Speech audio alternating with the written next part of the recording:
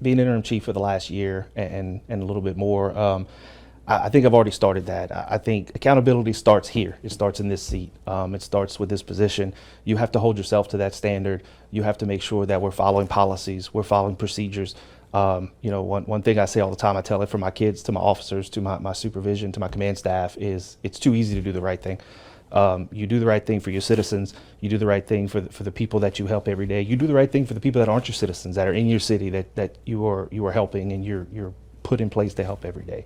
That's where it starts, is making sure your policies are strong, your policies are followed, and that everybody is doing their part to watch out for one another and hold that person next to you accountable for their decisions and what they're doing and passing on that information when people fail.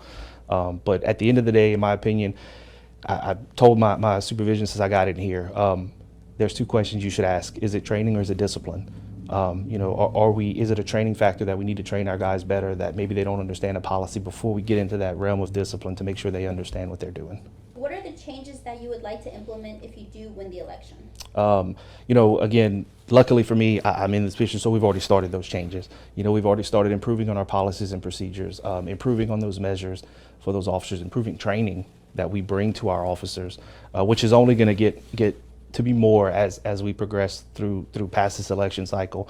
What my visions and my plans is, you need to provide your officers with that next level training, whether it be use of force training, whether it be firearms training, whether it be dealing with mental illness, not only dealing with mental illness in our citizens and the crisis that we face every day with our citizens, but also facing mental illness that our officers deal with on a daily basis with, a lot of people don't think of the things that they see and the hardships that they're dealing with mentally with their own family, maybe problems within, then dealing with citizens every day. So all of those things together, I think is my vision going forward, is make sure our guys are trained as well as they can be to deal with those things as they come. Perfect. Okay, and what will you be able to provide differently than those of the other candidates running for the position? I think my view of law enforcement in the time that I've been here. I've been in law enforcement for now 22 years.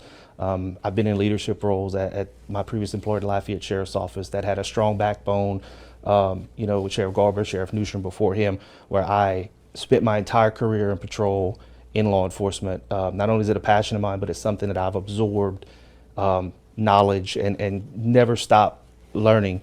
So I bring that. I bring these leadership abilities that I've done at the Sheriff's Office and I've provided over there. I've been through the FBI Leadership Academy already. And it's taught me a lot, along with working with very strong supervisors in my past. So being that my entire career was in law enforcement, it's in me to bring this to this department and to teach them the things I've learned and to help my command staff through also helping those officers be the best and turn them into leaders. Because realistically, you're a leader from day one, and you should look at yourself as that in order to bring your whole department with you. What are your law enforcement qualifications? Absolutely. I started off in law enforcement in 2002 as a reserve for the Lafayette Sheriff's Office, just giving my time to the community for free. Then I decided I wanted to get paid for it. So, I went into patrol after that, which I did patrol as a reserve, but patrol, I was a K-9 officer for 6 years.